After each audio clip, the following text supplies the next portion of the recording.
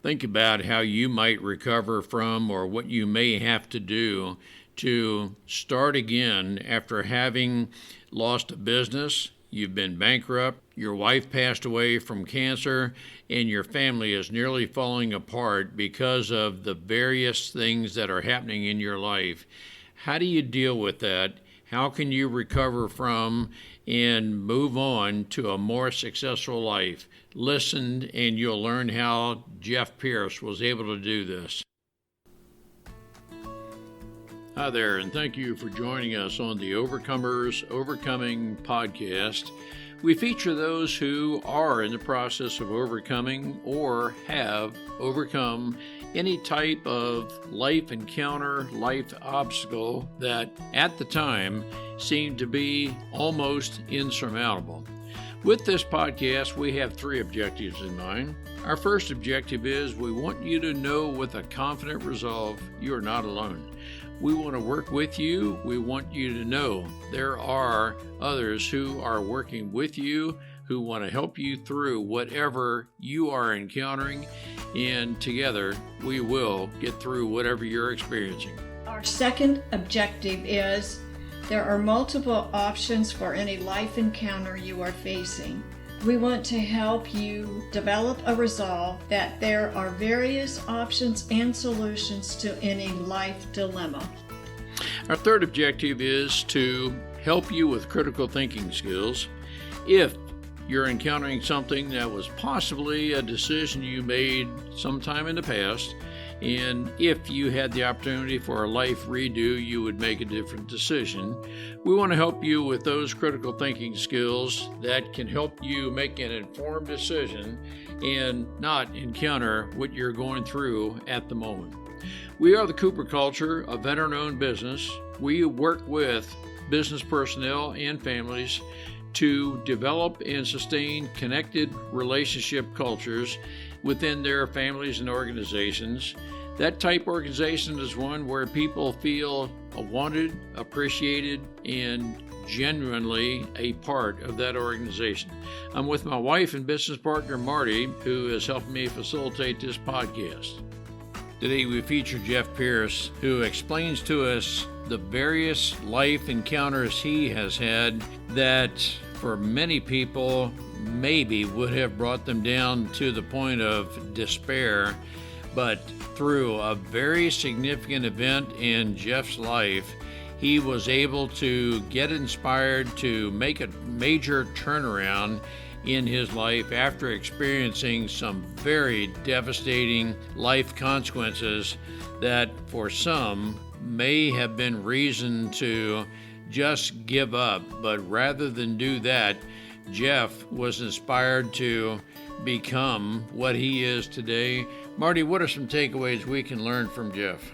Ron, as you said, Jeff has gone through a lot of things that would take people down, but I hope I get this right. I think his therapist said to him when he walked in the door one day, your situation will be your best blessing. He said Jeff took it and grew through his situations and became a person that can share his trials and sufferings and become better and a positive person. A great podcast. It is a great story of recovering from and becoming the best we were meant to be. Let's listen and learn together. Jeff, it is good to have you with us. Our listeners are going to be very intrigued with your life experiences, and there are multiple, as I understand, and probably a lot more than I have not heard about yet. But very briefly, from my understanding, you've experienced divorce, you've experienced bankruptcy, you've experienced the death of a wife due to cancer. There are probably other things you have experienced in life that for some people might cause us to wonder, I don't know what more I can do. I'm not suggesting suicidal or anything like that. But I am suggesting that some people are wondering, man, I tell you what, I've got so much happening in my life. I don't know where to turn next. I don't know what to do. I'm at a point where I'm in a total disarray. I don't know that you've experienced anything like that, Jeff, but I think there are some of our listeners who might say they either have or they're not too far from that. Welcome aboard, Jeff. Great to have you with us. Well, thank you. Glad to be here and appreciate this opportunity to share some insights that I've learned. I certainly have been through my share of adversity, just like everybody else has. What I share, somebody's probably going to resonate to some degree. I have learned over 68 years on this planet that everything that has been put before us has been given to us for a reason, and it's for us to grow to get to the next level. There's always going to be more adversity. And Napoleon Hill talks about the 6 fears in his book, Think and Grow Rich. And those fears are poverty, which I've been through. I faced 2 bankruptcies, criticism.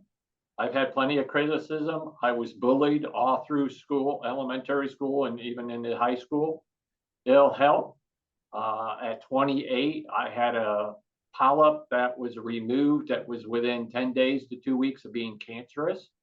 Loss of a loved one.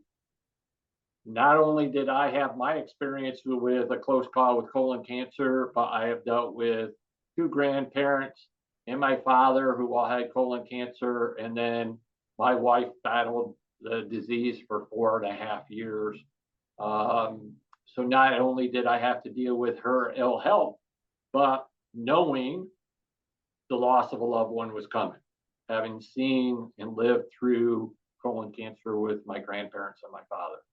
And of course, the 2 other that fall in that same realm, dealing with cancer and dealing with especially my wife's cancer in her mid-60s, was old age and death. So all those fears that Napoleon Hill talks about are all fears that we face in different timelines of our life. But they're all there for learning experiences. Through my trainings in getting my mental performance certification, I have learned that no matter whether you're going through training for a sport, building a business, going through any kind of adversity, you have to embrace the journey.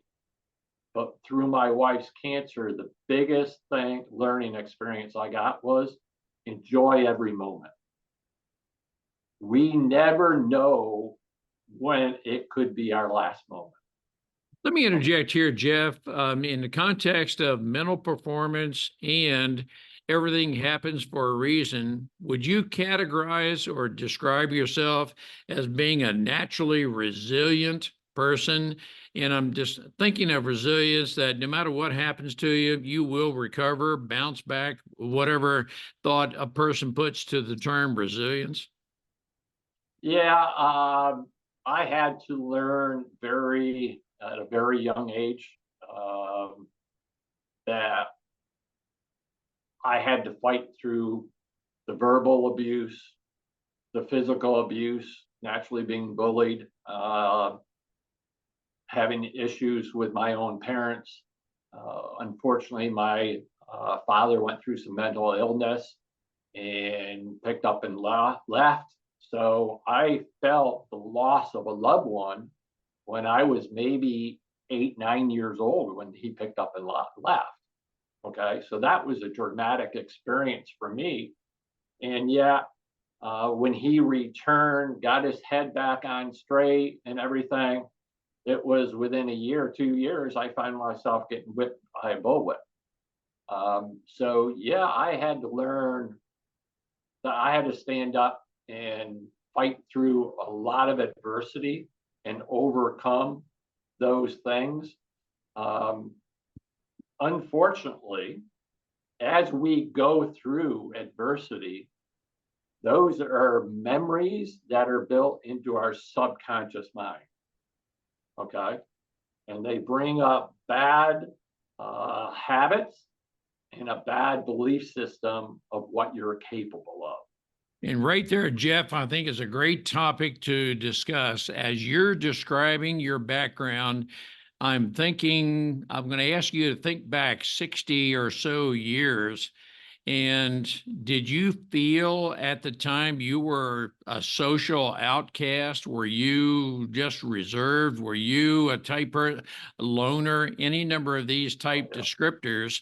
And then as you have progressed through years, you're talking about the subconscious. Many of us have past experiences lodged in our subconscious such that any trigger points, activation points, whatever, could trigger events from the past, which could have a very negative impact.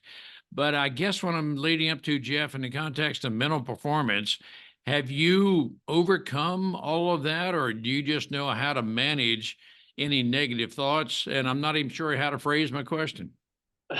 Yeah, I would say you hit the nail on the head when you said manage.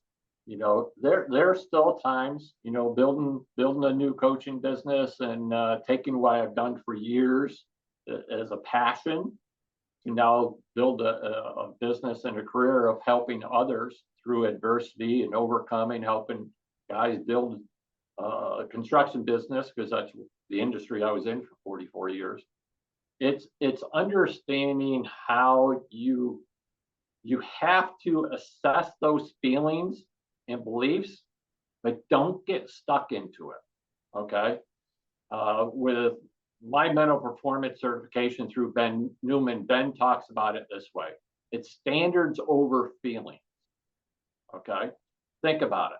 We have a thought which creates a feeling. Okay.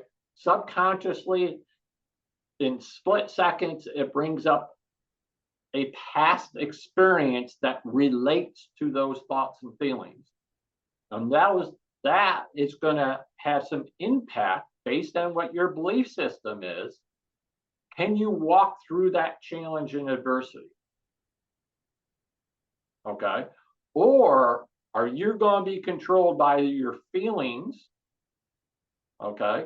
And the feelings are going to be coming from your belief system. Okay. So you have to go from your belief system and your feelings to living through to your standards of where you want your life to go and what kind of life you want to live.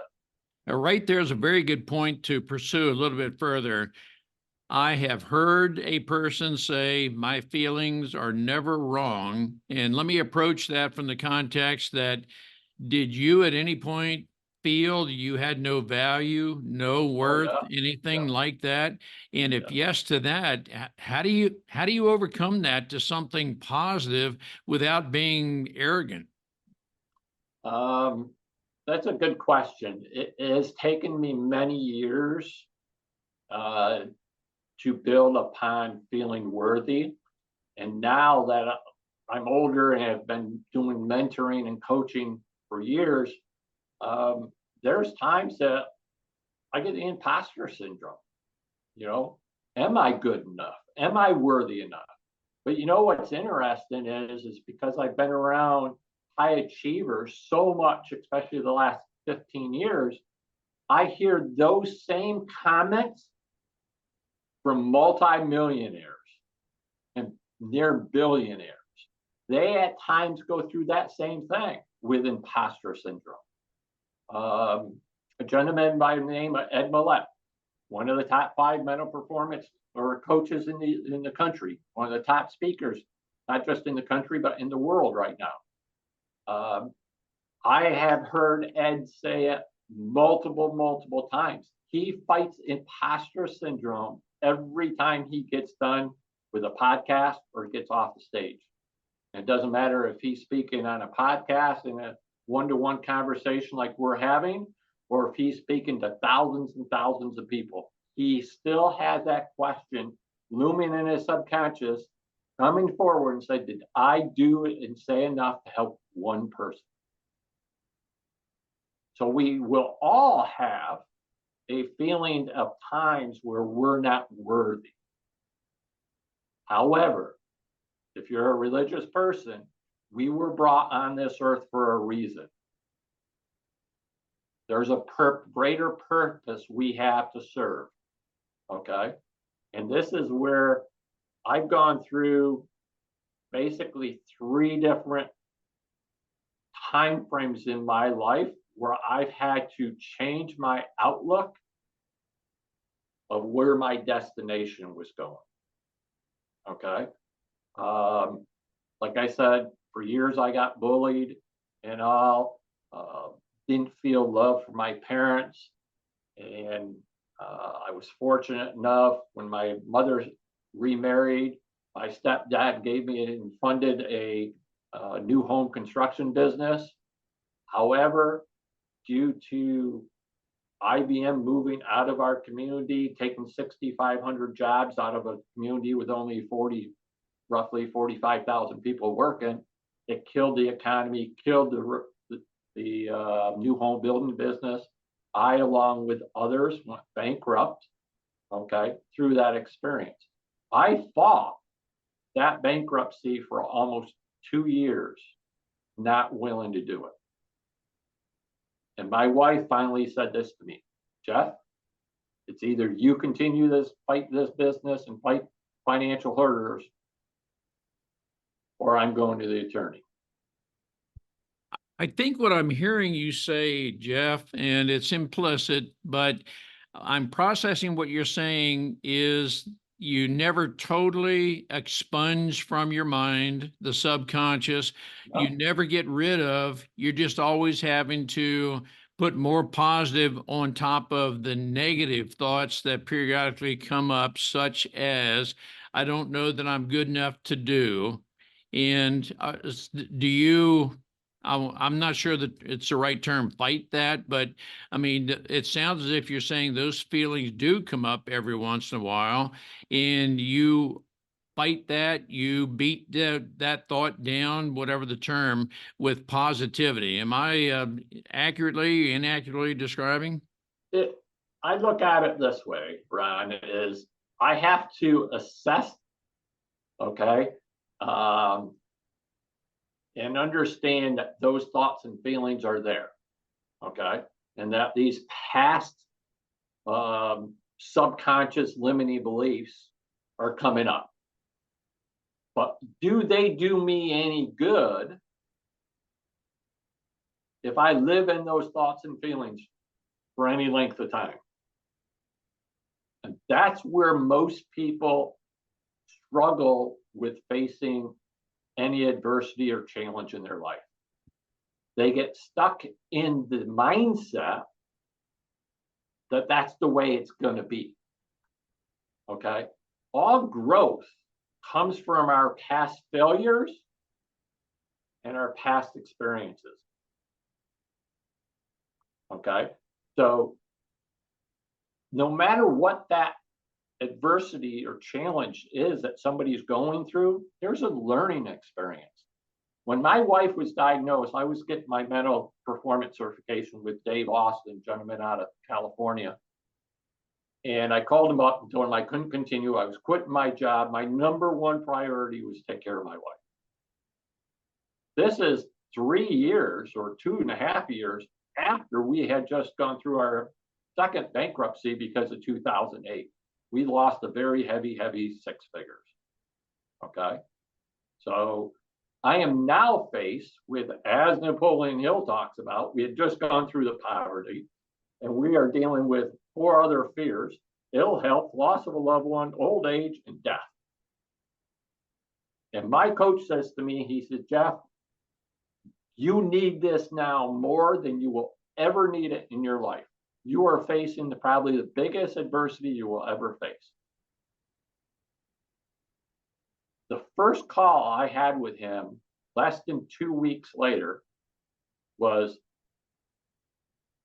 very first thing he said to me: there's a blessing in your wife's cancer. So I will pass this on. No matter what adversity we face in our life, there's a blessing in it. Okay.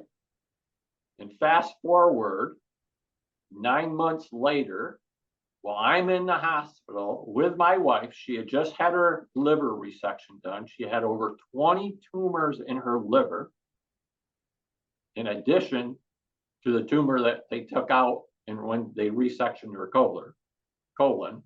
Okay. We're in the hospital and I get a call from my youngest stepdaughter. She was 34 at the time. She says, "Are you in the room with mom?" And I said, "Yes." She says, "Please step out." And I knew she had had her colonoscopy about a week to 10 days later. And I said, "What's up?" She says, "I got my pathology report back. My polyps all carry the cancer gene." She was 24 years old. Okay. Less than, I think it was about 3 weeks later, my wife and I had one son together. Okay. He was 24 years old. So it took me months going through the fight with the insurance company for them to pay for a 24-year-old to get a colonoscopy. It was because of my family history, my near determination of cancer at 28, that our doctor was finally able to get my son in for a colonoscopy. This is like 3 weeks after my stepdaughter told us her close call. We got our son's pathology report, exact same thing. We just found the blessing from my wife's cancer. Let me ask you at this point, Jeff, I'm supposing you went through some sort of a mental transformation, and I don't know that that's a term you would use, but yet how I'm processing what you're saying, you had a lot of negative things happen to you in your upbringing, and there was a point at which you may have thought, well, you acknowledge, I don't know what I'm worth, and I don't know that I have any value. You use the term imposter syndrome. It sounds as if now that you are able to think everything in life has a purpose, we can make some kind of something good out of something bad. What was it? Was it your mental performance coach? What was it that was the turning point? If you can think back to that point, and that may have been a process of 5-10 years or something. It was a process from my son being 7 to the time my wife got cancer. Okay. And I really understand it now more that I got my mental certification with Ben Newman, because Ben talks about it, finding your burn. Okay. And your burn is deeper than your why or purpose. It's really that driving internal force that is a fire that ignites you no matter what. Okay. So I'll take you back to that time when after that second bankruptcy. Okay. And I don't have time to get into the whole story, but in short, my son said to me one day, he said, "Dad, you're never home and we don't have any money." Okay. I went back on the road that week doing commercial construction. And that statement for my son burnt me bad that week. Okay. All those thoughts of looking back at my childhood when my dad wasn't there, when my dad walked out on me, when my dad had his nervous breakdown. Well, guess what? I was fighting depression because of the bankruptcy. I didn't feel worthy. Okay. We went from a huge custom home, being a custom home builder, okay, to a small little ranch. Okay. And so those things were knocking me down mentally. Okay. And it was starting to affect my health. It was definitely a big problem with my relationship with my wife. We were headed for divorce. We had talked about going to the attorneys. And when my son said that to me, That week I went away, and thank God I had a very good boss at the time, very family oriented. I called him up, told him what went on, and he said, Jeff, you need to hire somebody to help you. And I don't care what it costs because I'm not going to lose you. I was good at doing my job. Okay. But I had to look in the mirror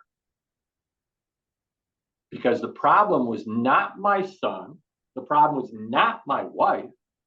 The problem was me. What was I doing? I was following and modeling the exact same thing I learned from my dad. And what was happening? I was doing the same shit that I didn't like to my son. So I had to make a huge change and shift.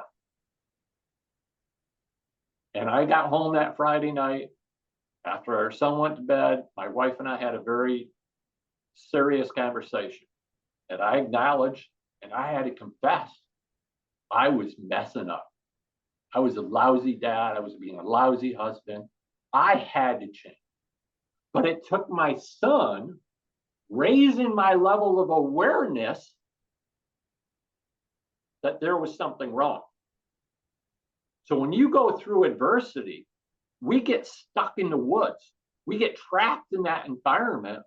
And sometimes all you have to do is get outside of the problem. So how did I get outside the problem? What did I have to do? I had to change. Okay. So I changed my whole belief system, my value system. Okay. This led to my wife and I getting deep into personal development together. I'd been to some of Tony Robbins events before that and all. And we got my son into racing go-karts for two reasons. To spend time together as a family. That was based solely on me changing the value of what was most important to me. It wasn't my workaholic addiction to a job. My family was going to be number one. And we got into racing, my son racing go-karts, for him to learn respect, because when the masculinity was out of the house, guess what he was doing? He was lashing out. No authority. Kids will manipulate. He was no different than any other kid. My wife worked in the school district, worked with kids her whole life. So when we sat back and put ourselves out of the situation and looked at it from another set of glasses, okay, took the rose-colored glasses off, okay, as Ziegler would say, and looked at it through somebody else's perception, the picture changes. That's the problem that people get stuck with in adversity. They stay stuck in the problem. Okay. So my fire was now created because my family was now most important, where my modeling was coming. My dad was a workaholic. The most important thing to him was his job, and it drove him over the edge. So I wasn't going to let that happen. Now, fast forward, okay, I went through another time when my wife got cancer. I quit my job. My job was not going to be number one. Taking care of her. When somebody gets diagnosed stage 4 cancer, doesn't matter what the cancer is, stage 4 is a life sentence. It's terminal. Being that I was so close to it, I knew that was my number one focus. That was my burn, to take care of her. Then when we found the blessing of why she got cancer, we used other mindset tips and tools, okay, to help go through that. Okay.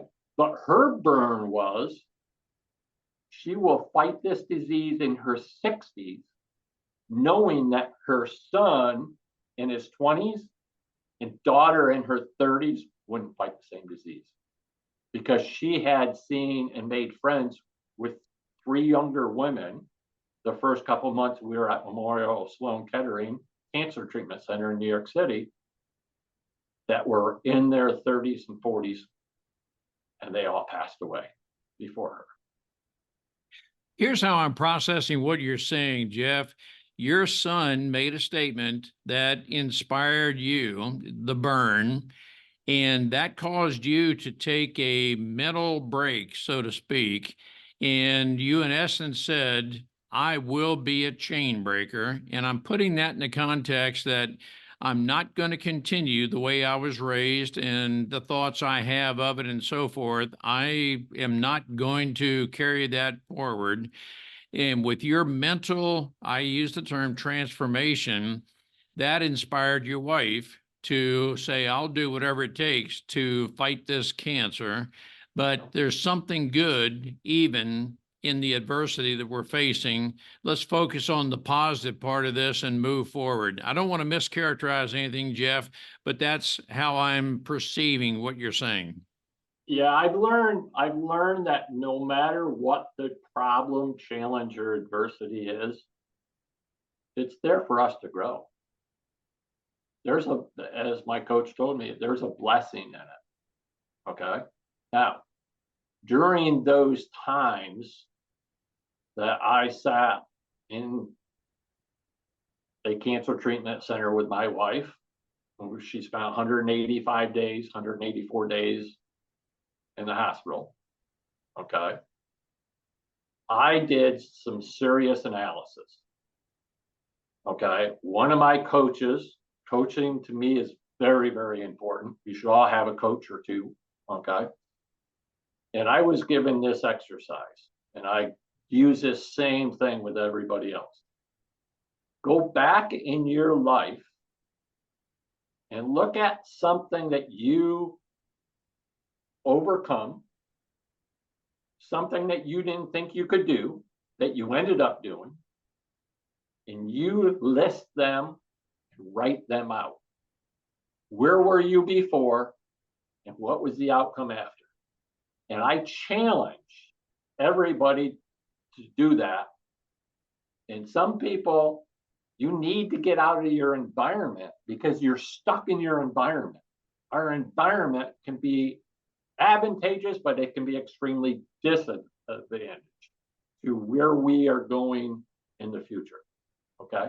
So get out in nature, go for a walk, go by the water, go up in the mountains, wherever you find peace and tranquility, and go back to your childhood and think about something that you accomplished that the week, day, week, month, or year before you could not do. It may start off your first memory being a child, okay?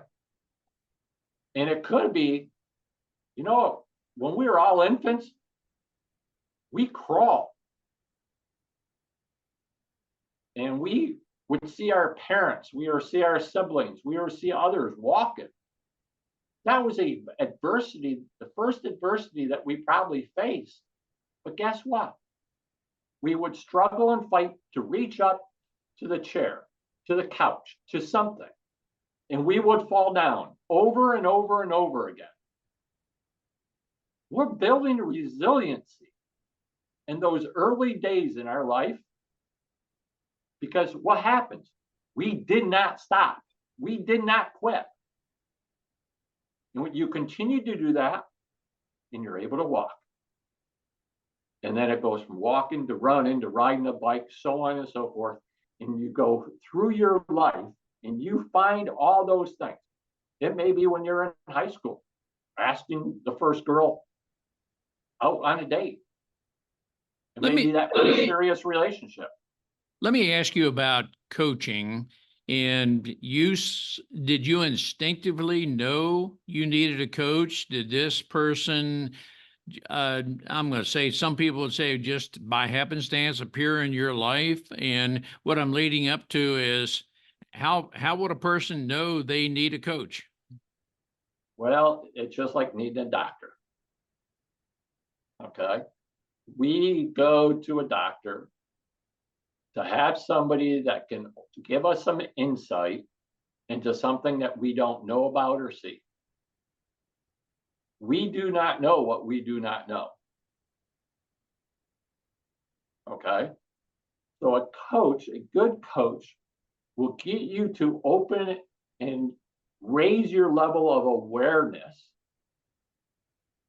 of what adversity you may be going through, what challenges you may have, to get you to see that there's another perception or perspective to look at that.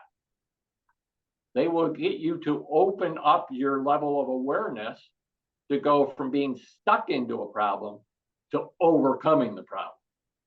There is hope to get through anything in our life. Yes, you may need a little faith, but everything in life started right here. So if you're going to overcome anything in life, this is where you got to go first.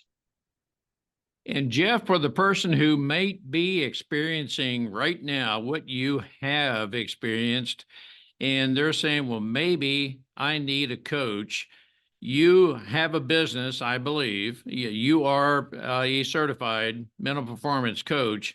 Do you reach out and, based on, I'm going to say, leverage your background, your past, such that you know exactly how to help a person with mental performance so that they can mentally overcome whatever it is, whatever adversity they're facing?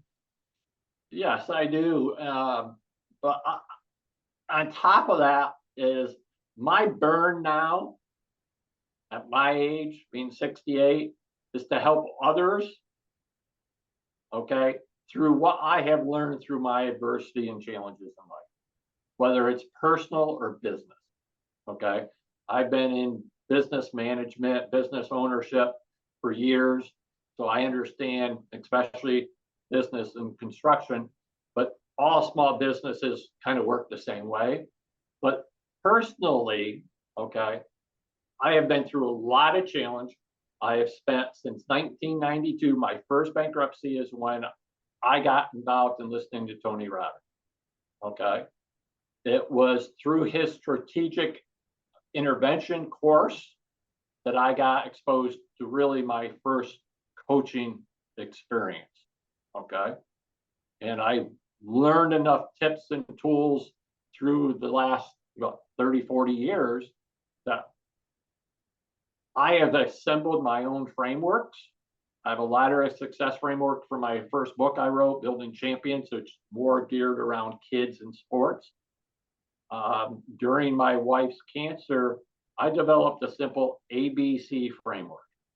And I have shared aspects of it during our conversation, but I'll highlight it here for people to look at whatever they may be facing this way. The first A is awareness. You have to raise your level of awareness of what is really going on. Is that problem inside of you that you can control?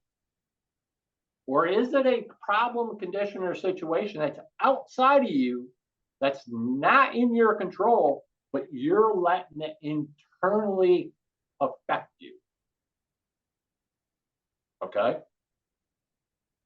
So raise your level of awareness to really what is the problem. And sometimes it takes that outside person, whether it's a coach, a friend, a mentor, a pastor, could be anybody, to look at it through another set of glasses. Okay. The other A, because I call it ABC squared or 2.0, is attitude. Okay. What is attitude but our thoughts and feelings?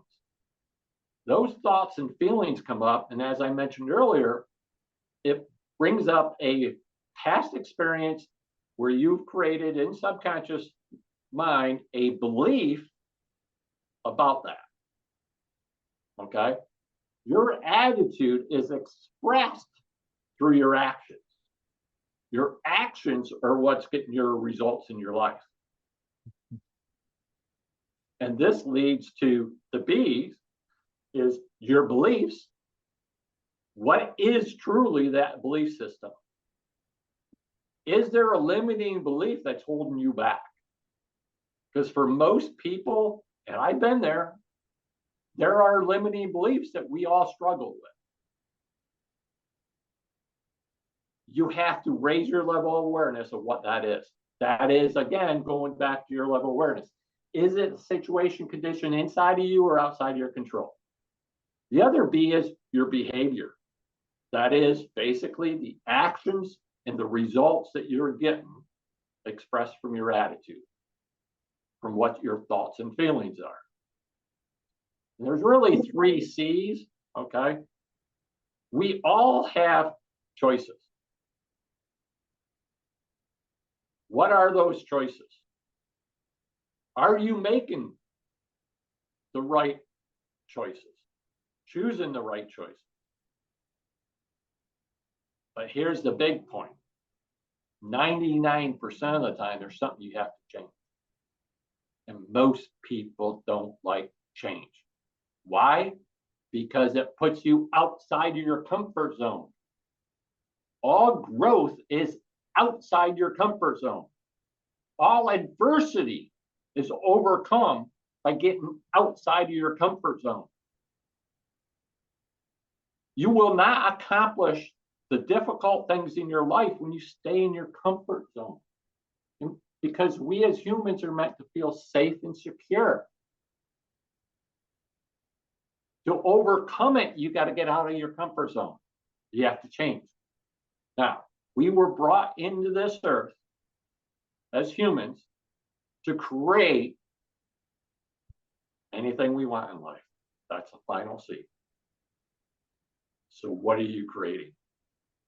Are you going to stick in the challenge and adversity that you're facing? Do you want to overcome it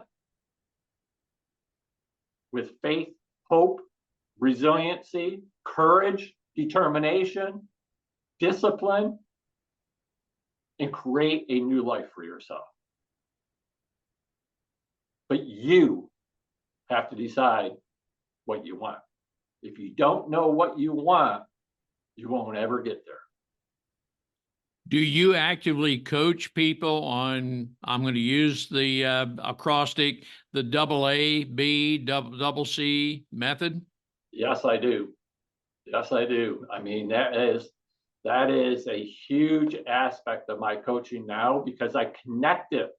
I want people to raise their awareness to what are their standards over their feelings? What is the burn that they have inside themselves? In my ladder of success, in my book for kids, it relates to adults too. A ladder can lean against the building, and if one of those rungs is broke, you can still climb that ladder. But those guide rails, those side rails of that ladder, that's leaning against the building. If one of those guide rails is broke, that ladder is going down. Now, I wrote that book about 18 years ago. Okay. And it came from experience, David versus Goliath. I know we don't have time to get into my David versus Goliath story, but through that assessment of my experiences from my childhood, my experiences with my son and everything, at the time I was writing the book, I looked at what are those guide rails of our life? And I've repeatedly today have talked about your beliefs. So beliefs are one of the guide rails. The other one, your values, which is basically the standards that you're going to live your life by. So if your beliefs and your values aren't tied together and connected, you're going to fight adversity with a harder resistance from your internal belief system and your internal mindset of what you're capable of. For the listener who resonates with everything you're saying, they may be thinking something like, I'm going through a lot of what Jeff has experienced. How would the person contact you, Jeff? And do you work virtually, or how would you help coach a person? Yeah, I do everything virtually for the most part. I am one on authenticity. Okay. So I'm not afraid to hide anything. So real transparent, the best and easiest way to get me is my direct cell phone. I'm not overly huge on technology. Yes, I can do Zoom and do those calls and and all, but if somebody's facing a problem and wants to overcome something, I want to be there as soon as they need a help. So my phone number is 607-727-6362. And I have had these calls where by the time the call's over, my phone is run. I had a gentleman I was on a call with, and he called me because his father had passed away and his mother was stuck in grief. What's grief? Grief is a negative emotion. What do you do when you sit in a negative emotion? You get depressed. Life is worth living. Enjoy it. Embrace the journey, no matter what that journey is. Embrace the adversity. You're growing as you go through it. Well, Jeff, on behalf of our listeners, I want to thank you for leveraging your past and better overcoming your past, because I can just envision how low you may have thought of yourself sometime earlier in life. You have overcome that, and you've lived the life experience where you can help others overcome whatever thought processes, limiting beliefs they're having, and you can help them become the very best person God intended them to be. Jeff, on behalf of our listeners, I want to thank you for sharing, and I want to encourage our listeners to contact you to have you coach them over whatever they're experiencing to be the very best person they can be. Well, I appreciate it and look forward to helping anybody I can. It's not always about the money.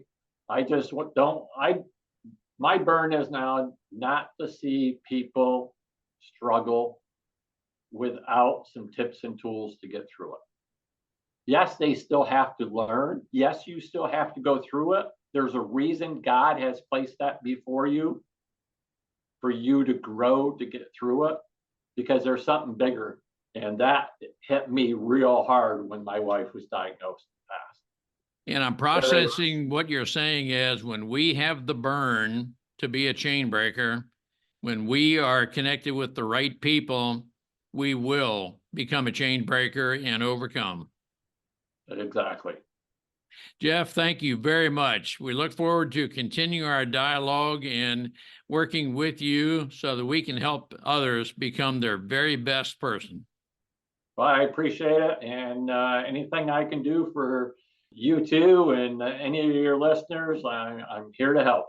Sounds great, Jeff. Thank you. Thank you. We appreciate having the opportunity to share our and our guests' life experiences with you. The Cooper culture advances organizations to achieve and sustain high retention rates, connected communication, and trust through personality insights and principled leadership. You can contact us at our website, thecooperculture.com, and you can contact us directly at ron@thecooperculture.com or Marty, M-A-R-T-Y, at thecooperculture.com. We work with you to help assess aspects of your culture to advance the environment and people to their best performance. We do that through our staff of certified personal performance coaches, leadership trainers, keynote speakers, and DISC personality behavior experts. You can book a speaking engagement directly through our website by contacting us at ron@thecooperculture.com. We look forward to sharing our life experiences with you, some of which are profound, some of which are pretty funny. Some of those life experiences are ones we'll never do that again because we've been through stuff. We truly look forward to working with you, speaking with you, helping advance you in any way that we can.